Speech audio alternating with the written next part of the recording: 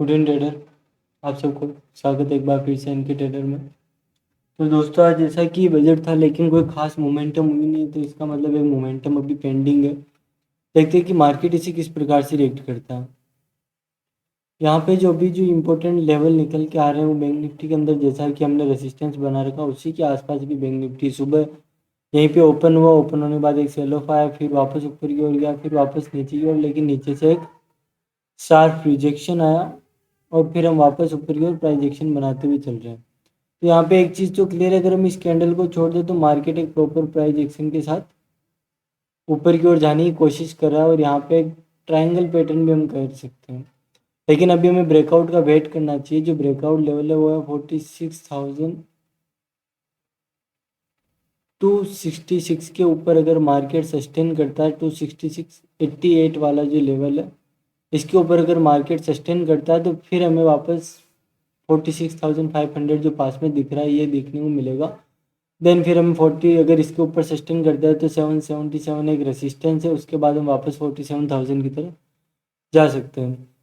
Market कल gap up ही open हो गया, तो यहाँ पे हम वेट करेंगे कि मार्केट यहाँ पे पहली कैंडल अगर कोई हैमर बनती है तो फिर हम यहाँ पे छोटा उस हैमर के लो का रिस्क लगा के बाइंग कर सकते हैं। लेकिन हम ध्यान में रखेंगे 500 पास में ही है, लेकिन गैप अप में बड़ा गैप अप नहीं होना चाहिए। अगर ये 500 के पास ही ओपन हो जाता है तो यहाँ से भी प्रॉफिट बुकिंग आने की चांसेस, अगर ये 200-300 पॉइंट गैप अप ओपन हो जाता है तो फिर यहाँ पे हम देखेंगे कि कैसे ट्रेड करा है। यहाँ पे फिर आधे घंटे की रेंज बना ले, फिर उसका ब्रेकआउट करे या ब्रेकडाउन करे, हमें दोनों तरफ की मूवमेंट देखने को मिल सकती है। अगर ये ब्रेकआउट करेगा तो जो टारगेट रहेंगे वो रहेंगे 46,666 के, फिर रहेंगे 777 के, और जो तीसरा टारगेट रहेगा 888 का। उसके बाद हम वापस इसको प्लान कर सकेंगे। फिर 47,000 तक कोई रेजिस्टेंस, खास कोई बड़ा रेजिस्टेंस दिख नहीं रहा है। अगर ये 500 के ऊपर निकलता है तो फिर 947,000 ये वाले टारगेट होने वाले हैं।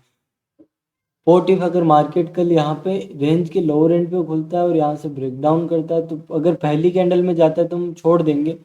लेकिन अगर यहाँ पे मार्केट कुछ देर सस्टेन करता है इसी के बीच में 10 मिनट 15 मिनट अगर सस्टेन कर जाए और उसके बाद अगर ये ब्रेकडाउन करे तो 45,800 एक छोटा सा टारगेट मिल सकता है। ये थोड़ा रिस्की ट्रेड भी है, लेकिन अगर मार्केट यहाँ पर 45,800 के नीचे 2 बार आने की ट्राई कर चुका है, अगर ये कल तीसरी बार भी यहाँ पर ओपन होने के बाद थोड़ा टाइम बिताने के बाद देखो फ्लो में आएगा तो सेल नहीं करेंगे, क्योंकि 200 के आसपास क्लोज है और 800 लगभग 400 पॉइंट है। लेकिन पहला सिग्नल कब मिलेगा, जब ये 46,000 के नीचे आ जाएगा। उसके बाद यहाँ पे अगर ये वेट करे, वेट करने के बाद 800 को ब्रेक करे तो फिर 666 और 555 हमारे टारगेट हो सकते हैं। फिर हम शायद मेजर करेक्शन के लिए भी जाएं, लेकिन अगर उसके लिए पहले में 500 वाली जोन को यहाँ पे डिफेंड करना पड़ेगा, क्योंकि ऊपर से 700 पॉइंट की मूवमेंट हो चुकी होगी।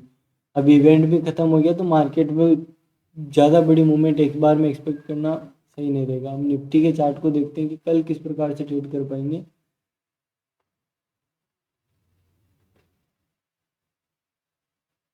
निफ्टी में भी आज निफ्टी ओपन होता है, ओपन होने के बाद ऊपर जाता है, वही इसका 800 का लेवल था। यहाँ पे एक शूटिंग स्टार बनती है, शूटिंग स्टार 5 मिनट के चार्ट पे, और वहाँ से ये नीचे की ओर आता है। लेकिन नीचे से एक शार्प रिजेक्शन, इस समय स्पीच भी चल रही थी लेकिन शार्प रिजेक्शन है, तो यहाँ पे ये लेवल मल्टीपल टाइम टेस्ट हो चुका है। तो अब हमारे लिए एक तो ये हाई और ये लो इम्पोर्टेंट है। अगर मार्केट कल 655 के नीचे अगर सस्टेन कर जाता है, यहाँ पे ओपन होने के बाद अगर ब्रेकडाउन करता है 655 के नीचे अगर ये जाने लगता है, तो हमारे जो टारगेट है ओपन हो जाएंगे 566 और 522 और 500 तक के।